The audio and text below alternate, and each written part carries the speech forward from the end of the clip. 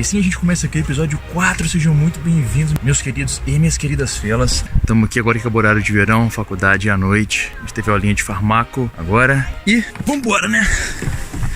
Estamos indo pra casa, talvez encontrar a senhora Psycho hoje ainda. Inclusive, vamos colocar aqui no suporte. E, manos, aproveitar e falar com vocês como é que foi a aulinha hoje. Essa aula de farmaco que a gente tem no final, ela é muito interessante, porque a gente começa a estudar agora como é que funciona essa questão de prescrição médica. Não só como funciona, mas como... Vou botar o cinto. Mas como a gente faz as prescrições, né? A gente sai daquilo de estudar remédios, suas posologias, para aquilo de como que a gente receita, como que a gente vai fazer esse tipo de coisa, como que escreve na receita, como é que organiza o receituário. Porque logo menos a gente já começa a fazer isso de fato, a gente começa a ir para os ambulatórios, atender os pacientes e não só fazer mais essa anamnese, que é a entrevista inicial com o paciente, não só o exame físico, que agora passa a ser o exame físico completo, incluindo o sistema nervoso, abdômen em geral, mas também a gente começa a determinar a conduta, a gente começa a fazer prescrição, a gente começa a tomar as medidas necessárias depois de uma consulta. E agora é a parte mais interessante, que a gente começa a sentir que a gente está de fato vivendo a medicina e não só pegando aquelas matérias de básico que a gente pega antes de começar a fazer esse tipo de coisa. E a linha de hoje, meus manos, foi basicamente epidemiologia, que é uma matéria que eu tô curtindo bastante até, porque ela envolve muita análise gráfica, muita coisa de número. Estatística, né? É uma matéria que ela é muito fundamentada na estatística. Eu, como vim da engenharia, eu acabo gostando bastante. E, meus manos, é isso. Estamos descendo aqui agora. São 6h42. Estamos indo pra casa, talvez encontrar a senhora Psycho, que hoje é um aniversário, hoje é mais um mês nosso de namoro. Minhas coisas estão aqui atrás, como sempre, minha bolsa tá tudo meu aqui atrás. Falta só mandar um ranguinho e decidir o que a gente vai fazer. E é isso aí, meus manos, pra não ficar muito longo, mais longo do que já tá esse começo, novamente sejam muito bem-vindos aí ao episódio 4. Eu espero que vocês estejam curtindo a série desse jeito. Eu tô pensando em lançar episódios mais frequentes e mais curtos. O que vocês acham? Eu quero a opinião de vocês nisso. Então é isso, até o próximo take.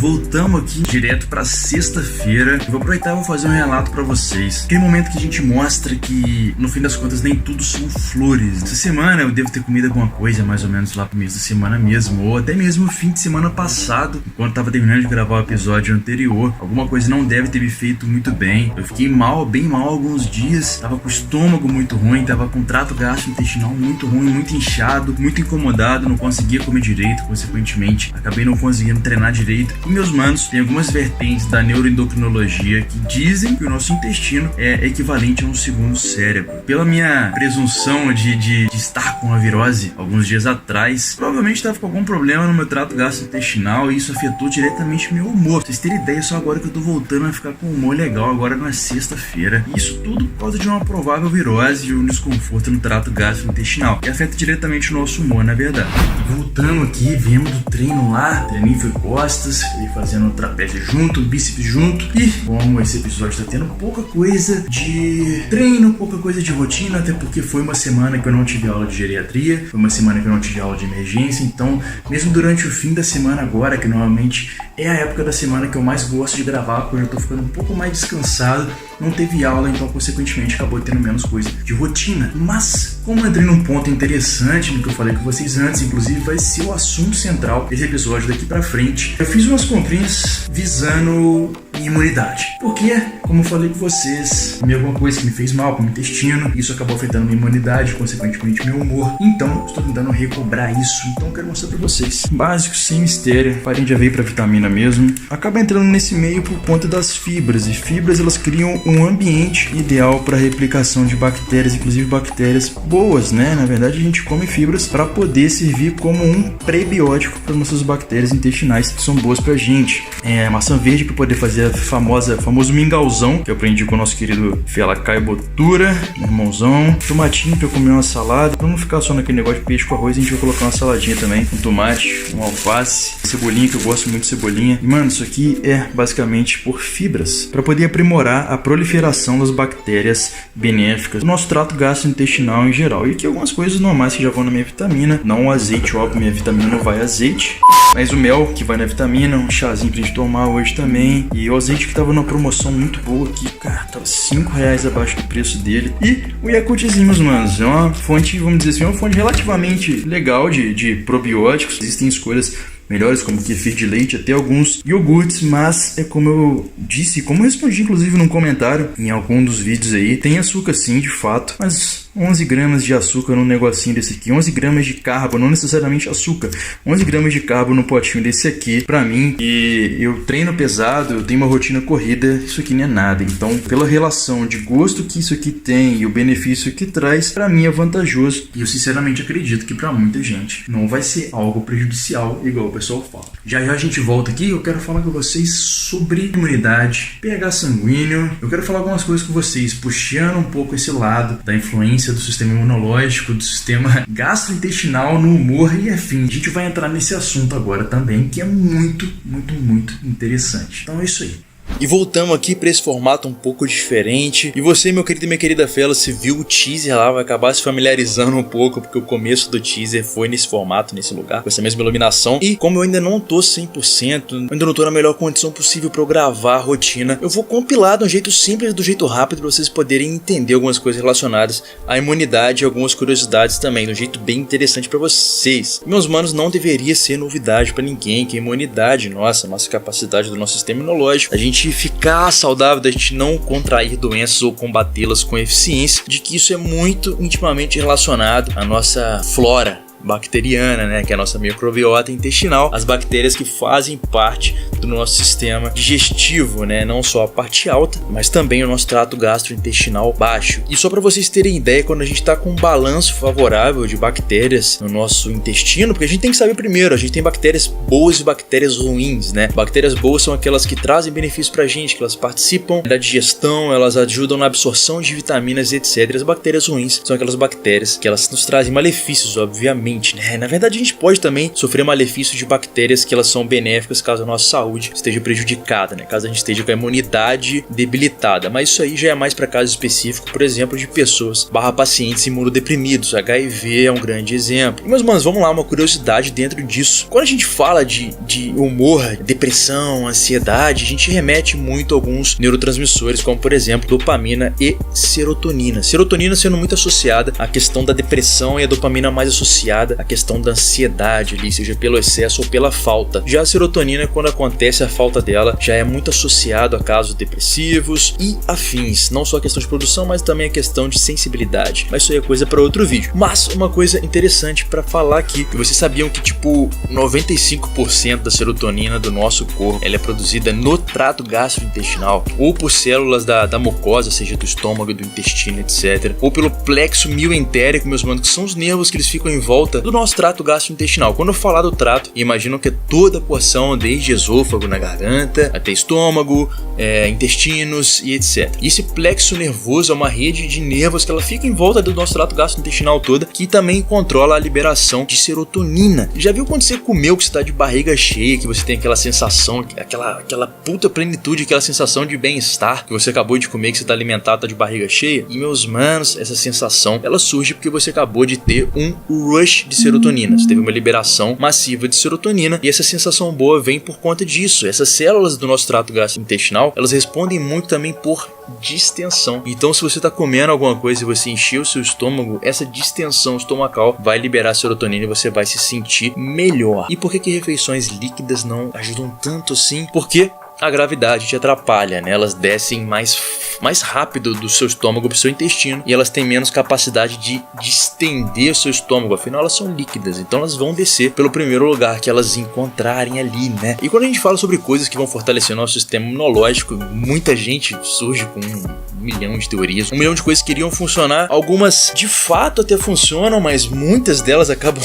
não servindo para esse propósito, mas duas que chamam muito a atenção pelos efeitos benéficos mesmo, que elas são de fato muito boas, embora tenha a piadinha da galera que é a glutamina e o limão. E, meus manos, por que isso na verdade, né? A gente tem algumas células de defesa do nosso corpo. Imagina você tem um soldadinho ali que ele sabe lutar, mas ele não sabe se defender de flecha, por exemplo. Então esse soldadinho, na hora que você bota bota pra ele tomar glutamina, ele vai se especializar em se defender de flecha. E é mais ou menos assim que acontece com a glutamina no nosso corpo. Ela participa da maturação de linfócitos. O que ela faz? Ela ajuda naquele processo de amadurecimento das células de defesa do nosso corpo, que é o momento onde elas vão adquirir capacidade de defender a gente de algo mais específico. Isso acaba diminuindo o espectro de ação dela, ela acaba tendo uma defesa sobre menos coisas, só que uma defesa mais eficiente. E é exatamente nisso que ela ajuda na maturação dos linfócitos, que são células de defesa, tornando eles mais específicos e mais eficientes. E meus manos, esse é o papel da glutamina nessa questão imunológica, obviamente muito por alto, isso aqui acaba refletindo em 1 milhão de outras coisas. Quando a gente parte dessa questão da imunologia com a glutamina, a gente consegue passar para a influência dela em estados inflamatórios do corpo, reações alérgicas, etc. Mas isso também tornaria o vídeo gigante e eu vou deixar esse assunto para entrar mais para frente, caso vocês gostem desse formato. E meus manos, sobre o limão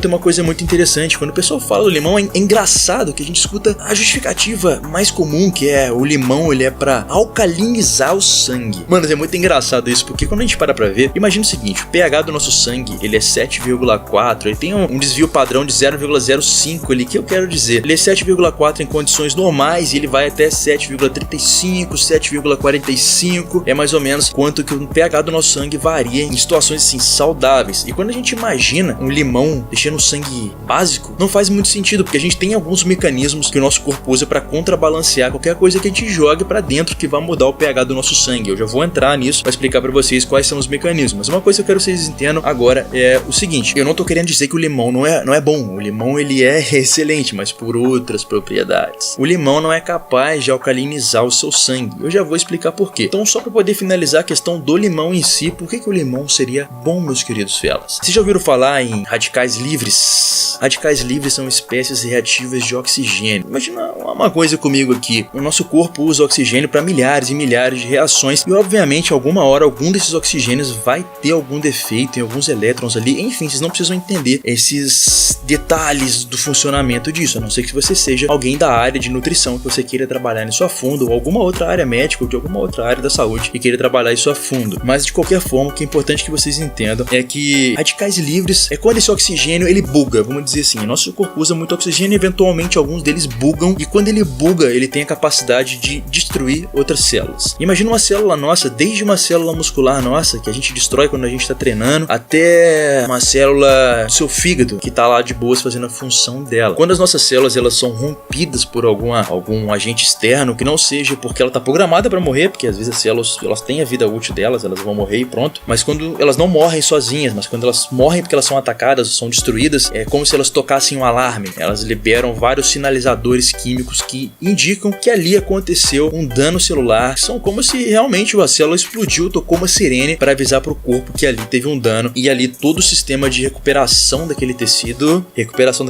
vai ser direcionado para ali. O ponto é, se você tem radicais livres em todo o seu corpo, e em todo o seu corpo algumas células se rompem, e em todo o seu corpo as sirenes tocam e chamam esses sistemas de recuperação dessas células, o seu corpo vai ter um gasto calórico a mais só para corrigir esses problemas que estão acontecendo, porque esses radicais livres estão no seu corpo. E quando a gente entra com o limão por ser ácido, ele tem a capacidade de reduzir esses radicais, de neutralizar esses radicais, de se livrar desses radicais. Então o limão, ele é uma coisa que vai ajudar na sua dieta, no seu sistema imunológico, por causa disso. Ele consegue ajudar a combater os radicais livres, e é por isso que o pessoal fala que ele é antioxidante. Não só o limão, acerola, tangerina, alimentos cítricos em geral. E meus manos, quando eu falei com vocês do pH do sangue ser 7,4, imagina se a gente fosse querer deixar o pH do sangue alcalino. O limão deixa o pH do sangue alcalino, então ele vai para 7,45. 7,45 você já estaria respirando mais devagar, porque o seu corpo estaria tentando compensar isso. Olha que legal, interessante, uma coisa para vocês sobre fisiologia da respiração, para vocês poderem entender esses controles. Na verdade, vai ser um pouco mais amplo. Vamos falar sobre controle de pH sanguíneo. E, meus manos, pra vocês entenderem, vamos pegar um pouco de fisiologia humana aqui para explicar para vocês uma coisa muito maneira. A gente tem dois grandes mecanismos principais que fazem o controle do nosso pH do sangue. É o sistema respiratório que a gente controla o pH do nosso sangue. Com a respiração e o nosso sistema renal, nosso sistema excretor, né? E a gente excreta mais ou menos bicarbonato, a gente excreta ou retém mais íons de hidrogênio e afins. Isso tudo acaba interferindo no pH sanguíneo. E uma coisa que eu quero falar, mano, quero frisar bastante pra vocês aqui. Não adianta usar limão achando que vai alcalinizar o sangue. Não adianta usar bicarbonato achando que você vai alcalinizar o sangue. Inclusive, eu sou uma pessoa que eu falo muito de bicarbonato como pré-treino para ajudar na recuperação entre séries, mas não é por questão de alcalinizar o sangue. Eu vou explicar aqui por que isso funciona. Mas, a princípio, a gente tem esses dois sistemas. A gente tem o sistema respiratório e o sistema renal, que ajuda a controlar o pH do sangue. Então, você quer alcalinizar seu sangue? Faz isso, ó. Respira rápido. Se você respirar rápido, se você conseguir fazer essa taquipneia, que é o termo técnico para isso, você consegue alcalinizar o pH do seu sangue. Mas você vai perceber rapidinho, eu tenho certeza, que isso não é uma coisa boa, porque você vai ficar tonto, você vai ter sensação de desmaio e etc. Meus manos, o nosso corpo ele é muito capaz de lidar com esse balanço, esse contrabalanço de pH. O nosso corpo não é fresco, embora você que está usando limão para alcalinizar o sangue seja. Ai, pai, para! O nosso corpo é muito mais esperto que isso. E meus manos, para fechar essa ideia que a gente tá trocando aqui, quando eu falo com vocês, por exemplo, eu como sou um cara que eu defendo muito o bicarbonato como pré-treino, por questão de ajudar na recuperação entre séries, igual eu falei antes, eu tenho também, obviamente, como eu falei, essa questão do limão, eu falei que coisas não alteram o pH do sangue, e eu acho interessante vir aqui explicar pra vocês como é que funciona mais ou menos esse mecanismo, e pra isso a gente vai ter que reacessar alguns conteúdos um pouco antigos de ensino médio. Vou tentar ser o mais simples possível, é o conceito de solução tampão. E eu sei que muita gente pode acabar não lembrando, alguns de vocês podem estar vendo isso no colégio ou na faculdade agora, e é basicamente a capacidade do nosso corpo de equilibrar o pH do sangue, como se fosse... Deixa eu procurar alguma coisa para fazer isso.